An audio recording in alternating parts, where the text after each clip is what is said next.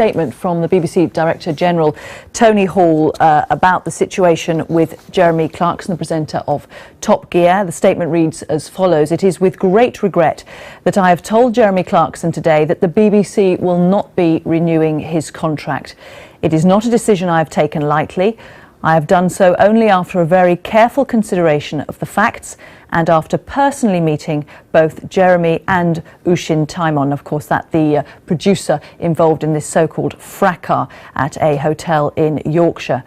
The statement continues, "I am grateful to Ken Macquarie for the thorough way he has conducted an investigation of the incident on the 4th of March.